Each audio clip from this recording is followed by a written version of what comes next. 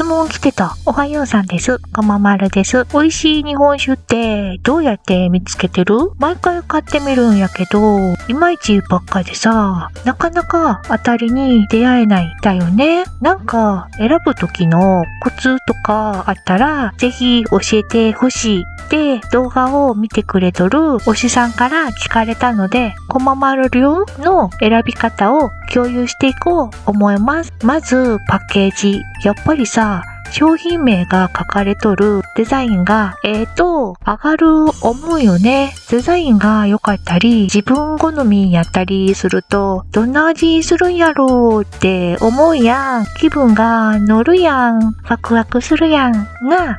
二つ目は価格、値段。お財布と相談するんは大事やよ。お酒そもそも高いから、スタバやおしゃんなカフェとかケーキ屋さんとかとほぼ似てたり、それよりも高いってこともあるから、要相談。これは恥ずかしいことやない思う。酒屋のおじはんからもそうやって教えてもらいました。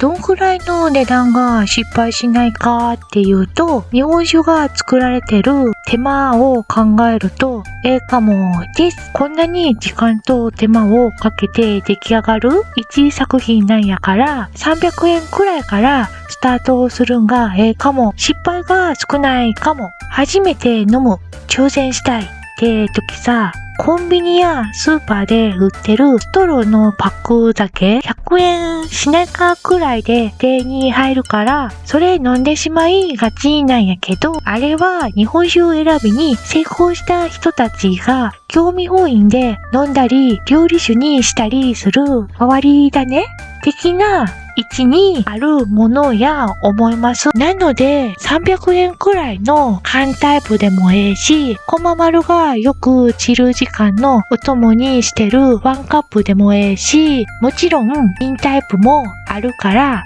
そこから選んでくんのが思います。最後に最終確認で見るのはパッケージの裏にさ、アルコール度数が書いてあることが多いねんけど、そこに原材料も書いてあんねんな。推しさんが選んだ日本酒に醸造アルコールや甘味料と書いてへんかった？それ悪いことやないねんけど、初心者さんにはハードルが高いって酒屋のおじはんに選び方のコツとしてこままるもはじめ教えてもろたことなんやけど、それ簡単に言えば香り付け、いろんな香りが作り出されてんねんけど、そこで好き嫌いが分かれることが多いねん。やからこんな風に米麹みたいに2個だけっていうのを選ぶと失敗することは少なくなる思う。ちなみにこちらこままるが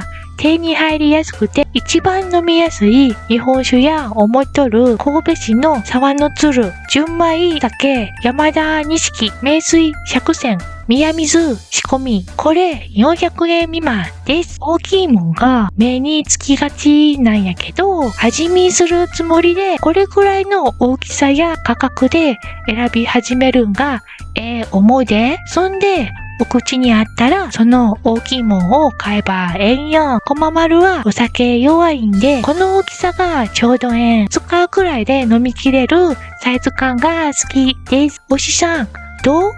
少しでも参考になったら嬉しいです。ここまで見てくれてありがとう。また次の動画で会ってくれる？じゃあまたね。こままるでした。おいしいお上がり。